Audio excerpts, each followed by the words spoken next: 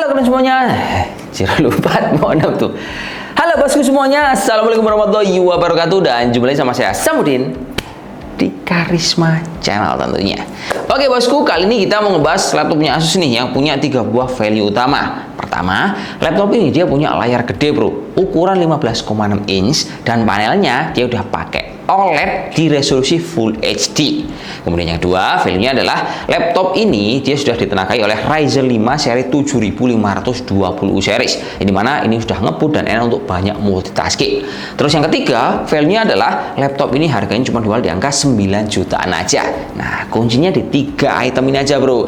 Karena misalkan kalian mau compare nih sama merek yang lain, entah punya si HP, Acer, MSI ataupun Lenovo, pasti nggak nemu bro harga under 10 juta udah pakai OLED, layar gede dan juga dapur baju seperti ini. Ini pasti terbaik lah di harga 9 jutaan kalau kita ngomongin soal Ryzen 5 7000 series.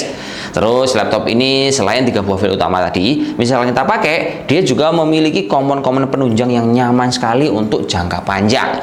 Karena selain pakai Ryzen 5 tadi, laptop ini juga sudah didukung oleh RAM 16GB DDR5.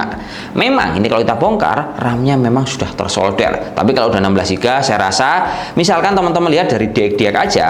Nah, ini kalau kita lihat untuk VRAM-nya ini juga udah terbaca di angka 8GB. Sehingga misalkan kalian mau gunakan laptop ini untuk kebutuhan edit video ataupun edit gambar, ini udah cukupan. Mau cari hiburan bermain game, ini juga udah cukup lumayan bro.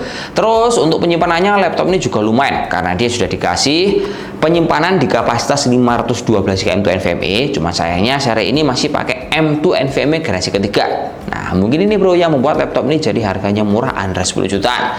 Lalu untuk menunjang dari sisi softwarenya, si Asus ini juga sudah dibekali bro oleh Windows 11 plus Office 2021. Dan pas kita gunakan untuk beberapa tes pengetesan benchmark ataupun untuk gaming, dia ini memang cukup menyenangkan. Bukan berarti ini buat gaming enak banget, enggak bro, tapi cukupan. Dan angka-angkanya teman-teman bisa cek dari data yang udah kita kasihkan seperti ini kawan. Oke.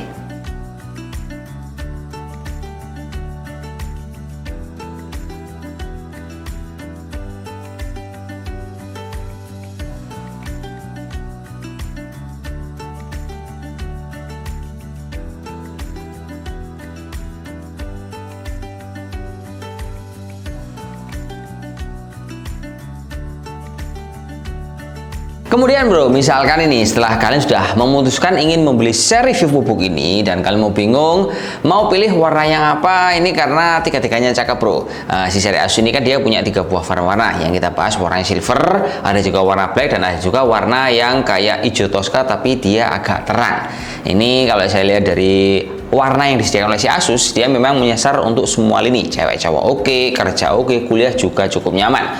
Terus misalkan kita lihat dari segi materialnya, laptop ini juga termasuk solid bro. Dia memang bukan aluminium, tapi kan ini kalau kita tekan-tekan dia cukup bagus, kokoh. Dan untuk bodinya, dia ini ketebalan cuma di angka 17,9 mm serta bobotnya cuma di angka 1,6 kg. Jadinya misalnya kalian bawa kemana-mana cukup nyaman. Terus laptop ini juga bisa kalian buka hingga 180 derajat untuk layar yang model seperti ini. Jadi kalau kalian skenario-nya pas lagi ingin ngomong sama teman ataupun klien, ini akan mempermudah cara komunikasi kalian. Terus bro, selanjutnya kita kembali lagi ngomongin tentang layarnya.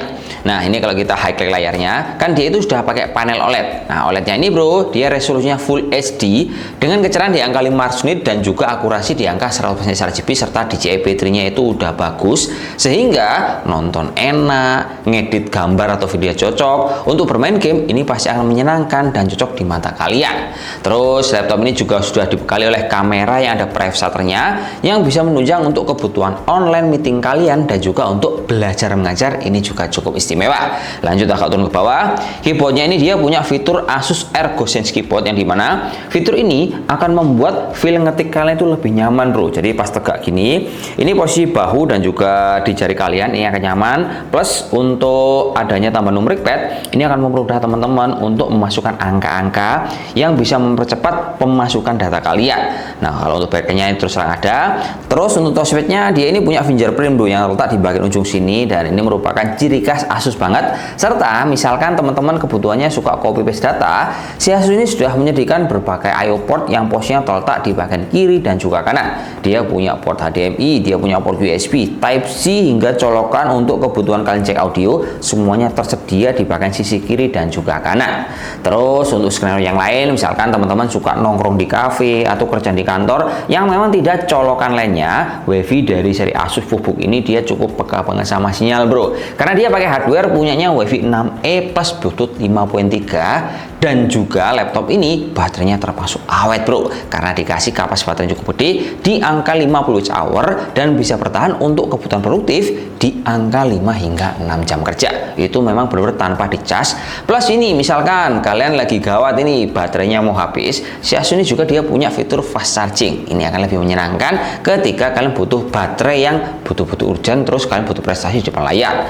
Nah, ini kalau kita simpulkan menurut saya VivoBook ini memang kekurangannya adalah dalamannya itu nggak bisa di-upgrade. Tapi kalau kita lihat dari value harga 9 jutaan, panel OLED dan juga dapur pacu AMD Ryzen, wah ini bro, best banget di harga 9 jutaan. Misalkan ini kalian punya salah satu brand atau mungkin tipe yang cocok untuk ditandingkan sama ini, mungkin nanti bisa kalian komen di kolom komentar yang nantinya akan saya head to head kan dengan tipe ini, kira-kira nanti lebih worth it yang mana. Ya udah, mungkin cukup sekian, terima kasih informasi yang bisa kita berikan, semoga bermanfaat seri Asus VivoBook yang udah kita bahas tadi.